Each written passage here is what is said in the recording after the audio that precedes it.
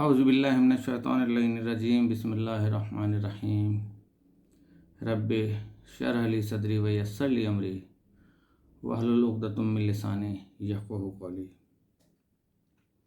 میرے تمام ملک میں رہنے والے اور غیر ممالک میں میرے ملکی جو اپنے ملک کے لیے خدمات انجام دے رہے ہیں اور وہاں پہ قیام ہیں، انہوں نے کیا ہوا ہے اور فائنینشلی پاکستان کی امداد کر رہے ہیں ان کو، اور میرے تمام غیر ملکی دوست، ان سب کو میری طرف سے السلام علیکم ورحمۃ اللہ وبرکاتہ۔ اس وقت میں آپ کے پاس یہ بتانے کے لیے حاضر ہوا ہوں کہ جو میرے ریکارڈڈ پروگرام تھے ان میں سے آخری ریکارڈڈ پروگرام جو ہے وہ آج رات کو آئے گا، لیکن مجھے آپ کو رمضان المبارک کے حوالے سے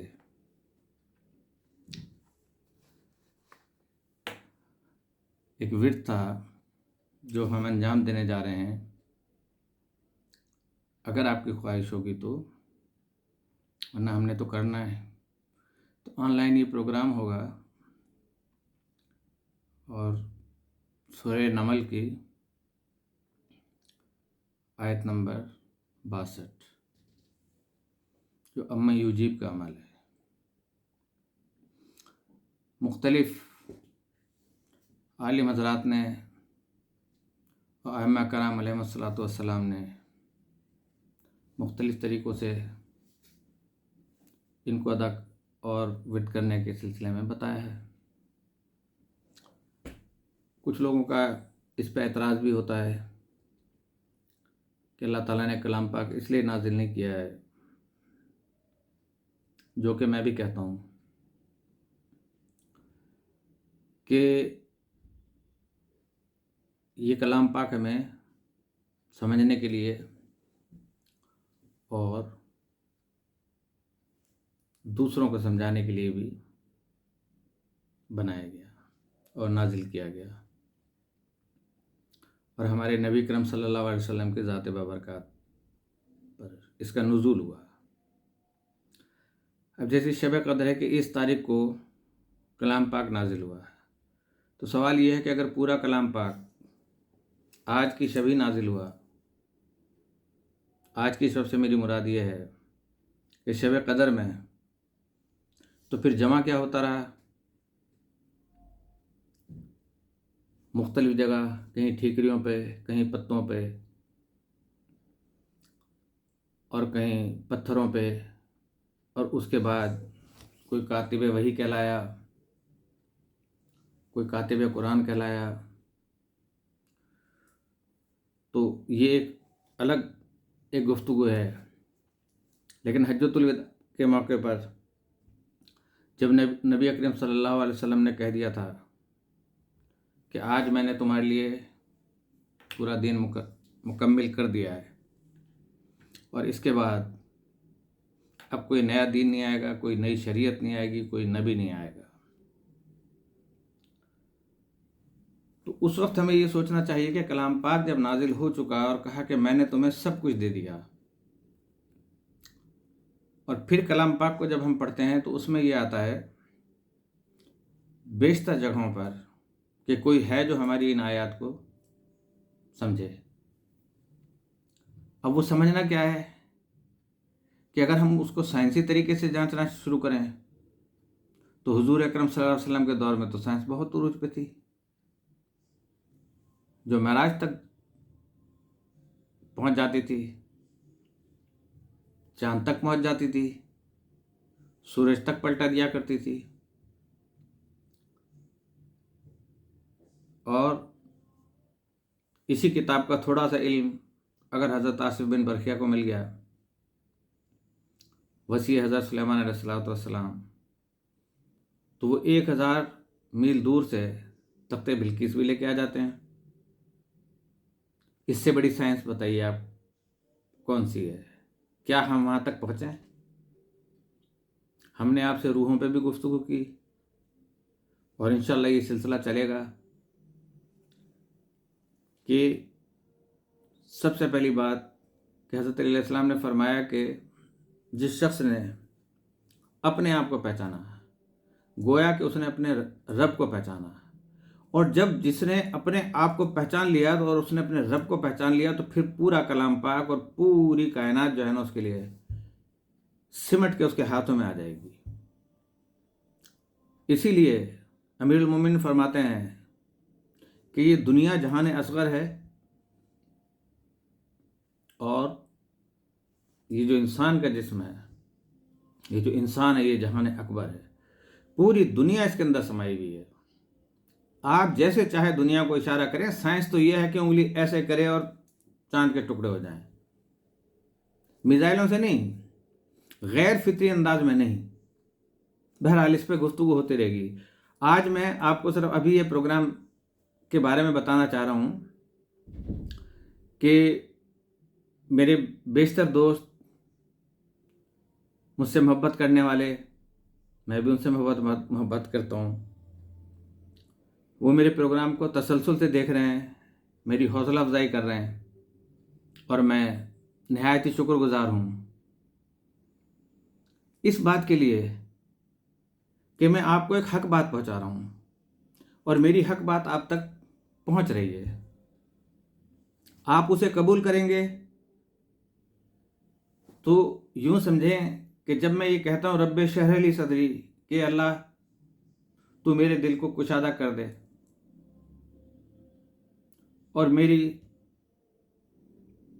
دل کی گرہوں کو کھول دے، تو اس کا مقصد یہ ہوتا ہے کہ مجھے قبر کا خوف آپ کی قبر سے زیادہ ہوگا،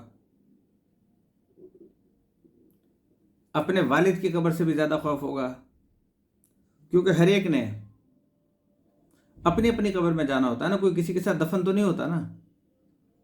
کتنے ہی محبت کے دعوے دار ہوں کہ ہم آپ کے بغیر نہیں رہ سکتے، پھر کیسے رہ لیتے ہیں؟ سب کائنات آپ کے سامنے ہے، سارے قبرستان بھرے ہوئے ہیں۔ لہذا سب سے پہلے قرآن شریف کو سمجھنے کے لیے میں عرض کر دوں ان تمام بڑے سے بڑے علماء کو، بڑے سے بڑے مجتہدین کو، میں یہ چیلنج کر رہا ہوں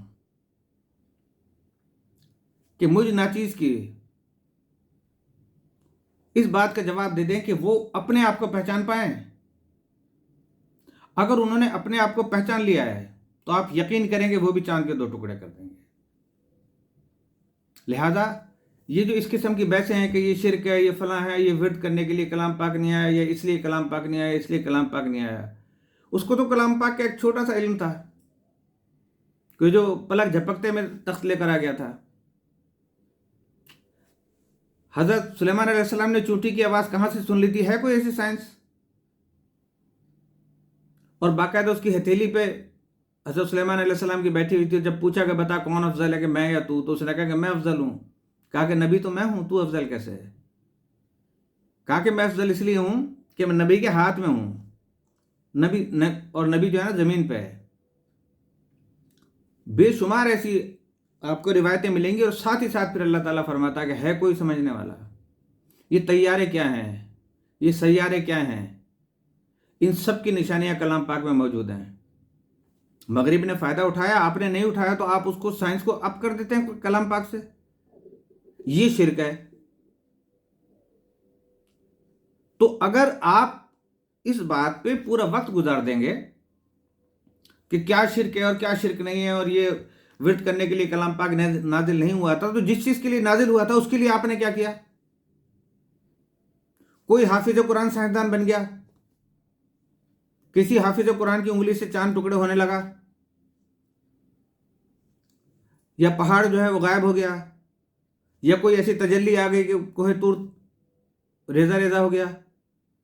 کوئی ایسا نہیں ملے گا آپ کو، صرف اس وقت تک کہ آپ اشرف المخلوقات ہیں اور آپ سے بڑھ کے کوئی نہیں ہے۔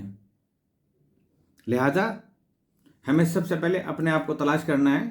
اس سلسلے میں بھی میں آپ سے گفتگو کروں گا۔ موضوعات اتنے ہوتے ہیں کہ مجھے دکھ ہوتا ہے کہ میں آپ تک پہنچا بھی نہیں پاتا، اور وقت کی قلت میرے لیے نہیں ہے، لیکن مجھے آپ کے وقت کا خیال رہتا ہے کہ آپ اتنی دیر تک جو ہے نا، خیر یہ تو ہمارا روٹین ہے ہمارے اپنے معاشرے کا، ہمارے گھروں کا، کہ اگر ڈرامہ آدھے گھنٹے میں ختم ہو جائے گا تو کہیں گے اوہ اب ایک ہفتہ انتظار کرو، یا کوئی اور ایسا پروگرام چل رہا ہے اور اس کو روک دیا جائے، گالیاں دینا شروع ہو جائیں گے، برا بھلا کہنا شروع ہو جائیں گے، گھر کے سارے کام کاج چھوڑ کے ڈراموں کے اوپر ان کی توجہ آ جائے گی، جو دوسروں کے گھروں کے معاملات ہیں، دوسروں کے گھروں کے قصے ہیں۔ اس سے پھر ہماری خواتین سیکھتی ہیں، اس سے ہمارے مرد سیکھتے ہیں، پھر وہی عمل دہراتے ہیں اپنے گھر میں۔ اسی طرح بچوں کے گیمز ہیں کہ جو وہ دیکھتے ہیں کہ اگر اس کے اندر کارٹون لڑ رہے ہیں ایک دوسرے سے، بد زبانی کر رہے ہیں، وہ بچے گلیوں میں وہی کرتے ہیں۔ تو یہ اس پہ انشاءاللہ بات آپ سے ہوتی رہے گی۔ 12,000 مرتبہ ایک ہی نشست میں ہم سب نے مل کے آن لائن طاق راتوں میں 21 رمضان، اس کے بعد 23 رمضان،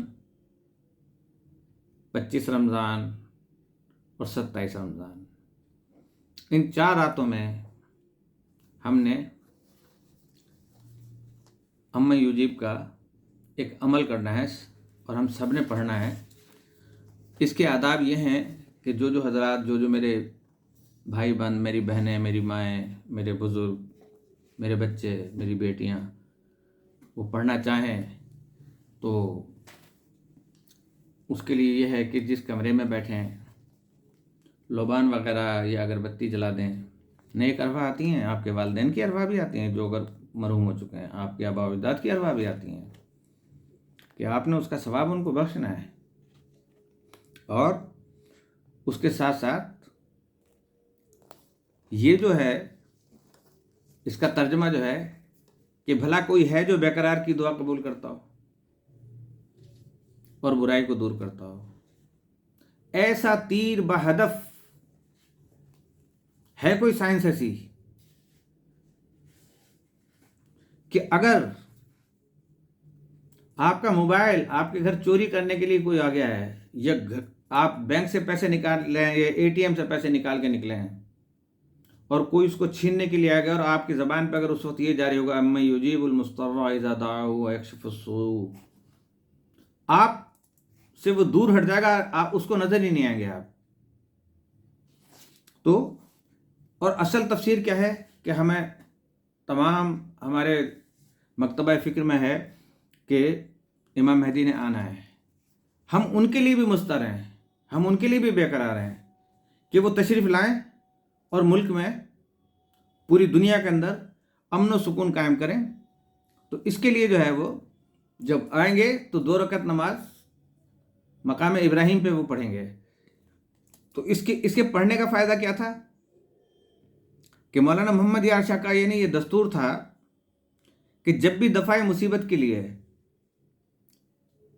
کسی کے لیے حق میں دعا خیر کریں اور کرتے تھے تو کم از کم 10 مرتبہ اما یجیب کا پڑھ کر دعا کرتے تھے، اور اللہ اپنے فضل و کرم سے بندوں کی مصیبتیں دور فرما دیتا تھا، اور جو بھی ان سے مصیبت کے دفع ہونے کے لیے بتاتے تو وہ ہو جاتا تھا۔ اب سائنس قیامت والے دن کیا کرے گی؟ شفاعت کون کرے گا؟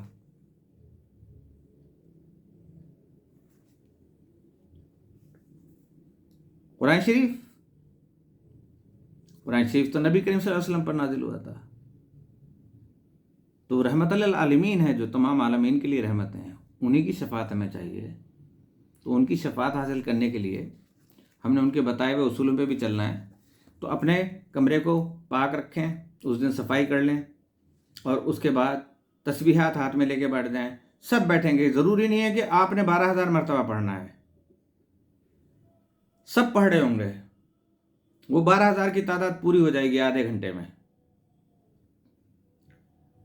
اور اس کے بعد جو آپ نے دعائیں مانگنی ہیں، تو آپ کو میں بتا دوں کہ بلا دور کرنے کے لیے کسی بھی قسم کی ظالم اور دشمنوں سے حفاظت کے لیے، سختی کو دور کرنے کے لیے، قرض کی ادائیگی کے لیے، بچوں کے اچھے رشتے کے لیے، یا اچانک کوئی بھی مشکل درپیش ہو اس کے لیے.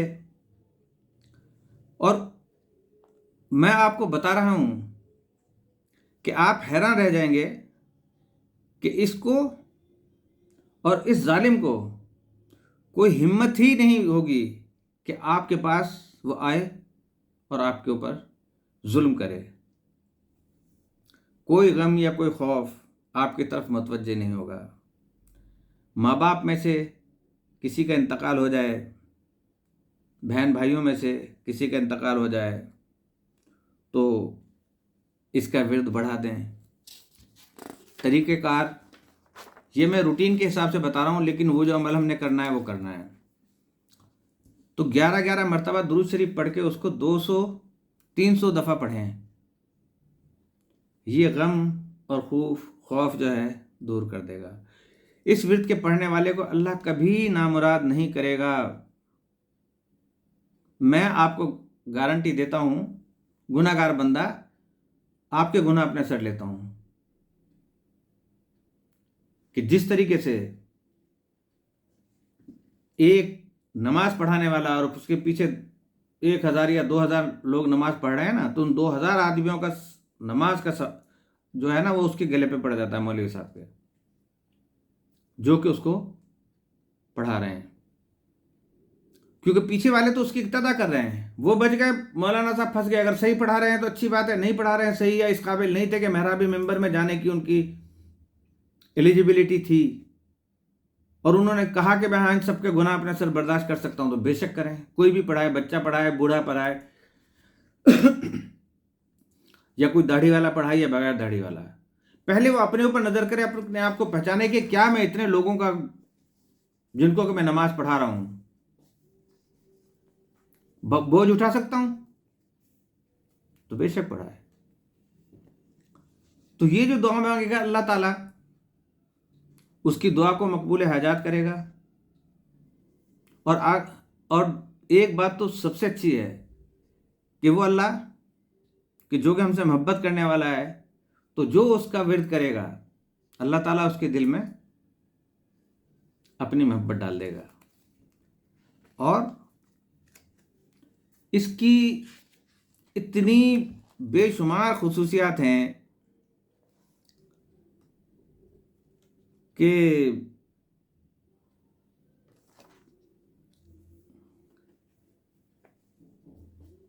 رشتے ہوں،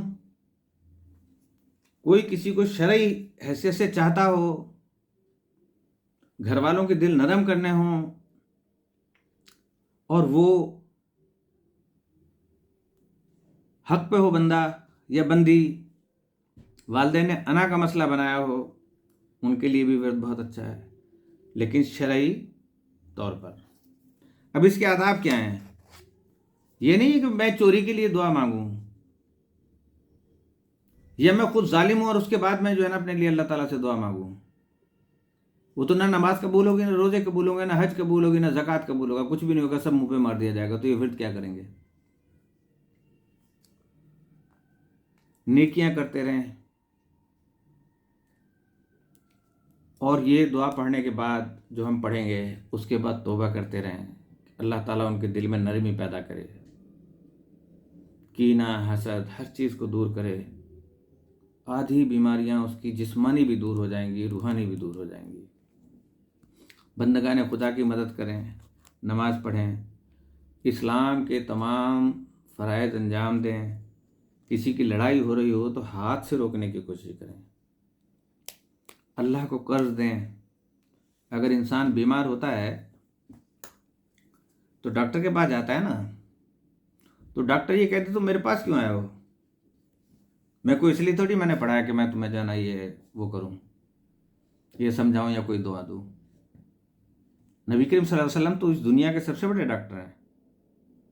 پورے نسخہ جات انہوں نے اپنے کلام پاک میں لکھ دیے ہیں، اللہ تعالیٰ نے ان پہ نازل کر کے. حق بجانب ہیں وہ بھی، جو یہ کہتے ہیں اپنی سمجھ کے مطابق صحیح ہیں. میں انہیں کیوں برا کہوں اپنے سر میں کیوں ایسی ذمہ داریاں لوں؟ جو میری ذمہ داری ہے وہ میں آپ تک پہنچا رہا ہوں. ٹائم میرا پورا ہو چکا ہے. تو جب ڈاکٹر کے پاس بھی آپ جاتے ہیں نا تو یہی کہتے ہیں کہ بخار ہو گیا ہے، تو ڈاکٹر یہی کہتا ہے کہ بھائی مچھروں نے کاٹا ہے، آپ جو ہے ڈینگی کا ٹیسٹ کروائیں، فلاں کا ٹیسٹ کروائیں. یہ تو نہیں کرتا کہ وہ ڈاکٹر اس کو ڈنڈے مارنا شروع کر دیتا ہے، ڈینگی کے پاس گیا کیوں تھا تو؟ بھائی ڈینگی تو خود آ گئی تھی میرے پاس. اسی طرح بلائیں بھی خود آ جاتی ہیں ہمارے اپنے اعمال کی وجہ سے. لہٰذا ہمیں اپنے اعمال درست کرنے پڑیں گے. تو جن میرے بہن بھائیوں کو ہمارے ساتھ ان تاک راتوں میں ارادہ یہ ہے کہ رات کو 2 بجے یہ جاگنے کی اور قبولیت کی راتیں ہیں، اس رات اپنے دل نرم ہونے کی دعا مانگیں بندگان خدا کے حق میں، اور اپنی صحت و سلامتی کے لیے، بیماروں کی شفا کے لیے، طول عمری کے لیے، روزگار کی کوششوں کو بارآور ہونے کے لیے اور روزگار حاصل کرنے کے لیے، گھر میں برکت کے لیے، کسی قسم کے اثرات بد کو ختم کرنے کے لیے، ایون یہ کہ دنیا کی جتنی بھی برائیاں ہیں، شیطان کی شیطنت کو دور کرنے کے لیے انشاءاللہ تعالی یہ ایک سیٹنگ میں 12,000 مرتبہ آن لائن ہم پڑھیں گے. اور انشاءاللہ تعالی آپ دیکھیے گا کہ دوسرے دن ہی آپ مجھے میسج کریں گے کہ ہمیں یہ فائدہ پہنچا. اور اس کے بعد میں اس کا عمل جو ہے نا وہ میں بعد میں بتاؤں گا آپ کو. میرا ویسے پروگرام رات کو آئے گا 2 بجے 2:30 بجے، لیکن مجھے یہ ایمرجنسی آپ کو ابھی پہنچانا تھا. اس کے لیے آپ مجھے زیادہ سے زیادہ سبسکرائب کریں، مجھے لائک کریں، اور اپنے تمام احباب سے، رشتہ داروں سے، بھائیوں سے، دوستوں سے تذکرہ کریں. آپ یقین کریں، خدا گواہ ہے کہ کلام پاک کا اگر میں نام لے لوں تو سمجھیں کہ وہ میرے ہاتھ میں ہے، اور میرے پاس یہاں پر رکھا ہوا بھی ہے. تو میں اس کی طرف اشارہ کر کے میں آپ سے کہہ رہا ہوں، صرف انسانیت کی بھلائی کے لیے میں اپنے ذمہ اتنی بڑی چیز لے رہا ہوں، اور میں آپ کو بتا رہا ہوں. لعنت اللہ علی الکاذبین، جھوٹوں پہ خدا کی ہمیشہ لعنت ہے. جہنم کے نچلے ترین پسترین درجے میں جو ہے نا اس نے جانا ہے. لہذا آپ کبھی بھی میری ذات پر اس معاملے میں شک نہ کیجیے گا کہ مجھے کسی چیز کا لالچ ہے کہ میں بہت سارے سبسکرائبر بڑھا لوں. میری خواہش یہ ہے کہ زیادہ سے زیادہ لوگوں کو میرا ایک اچھا پیغام پہنچ سکے کہ شرک سے بچیں، نبی کی پہچان کریں، امام کو پہچانیں، زمانے کے امام کو پہچانیں، جس کے ساتھ ہمیں حشر کے دن پیش ہونا ہے ان کو پہچانیں. اور باقی جو یہ سیاسی چکر چل رہے ہیں، شیطانی چکر ہیں سارے، جتنا ممکن ہو سکے نہ سنیں. آپ اس کا ڈپریشن کا شکار ہوں گے اور پتہ نہیں کس چیزوں کے ہوں گے. میرے وہ بھائی کہ جنہوں نے مجھے کہا تھا، کئی سارے مسائل بتائے تھے ڈپریشن کے حوالے سے اور دیگر حوالے سے، انشاءاللہ تعالیٰ اس پہ بھی گفتگو ہوگی. لیکن وہ بھی یہ اپنے دل میں نیت رکھیں اور انشاءاللہ یہ کام جو ہے نا وہ ہو جائے گا. تو 11 مرتبہ اول، 11 مرتبہ آخر درود شریف پڑھنا ہے. پھر درمیان میں تسبیح لے کے آپ ابھی سے اما یجیب کا جو ہے وہ تلفظ صحیح کرنا شروع کر دیں. ہم نے 24,000 مرتبہ بھی پڑھ لیا نا، تو آپ یقین جانیں دعائیں کریں گے، پورے پاکستان کو جو ہے نا وہ ترقی ملے گی انشاءاللہ تعالیٰ. اسی کے ساتھ میں آپ سے اجازت چاہتا ہوں کہ سبسکرائب کریں، لائک کریں زیادہ سے زیادہ. اور جو فیض مجھے ملے گا وہ تو ملے گا، لیکن جو آپ کے اس کے بدلے میں آپ کو فیض ملے گا اس سے بھی مجھے کچھ حصہ ملے گا انشاءاللہ تعالیٰ. تو میں آپ سے اجازت چاہتا ہوں. السلام علیکم ورحمۃ اللہ وبرکاتہ.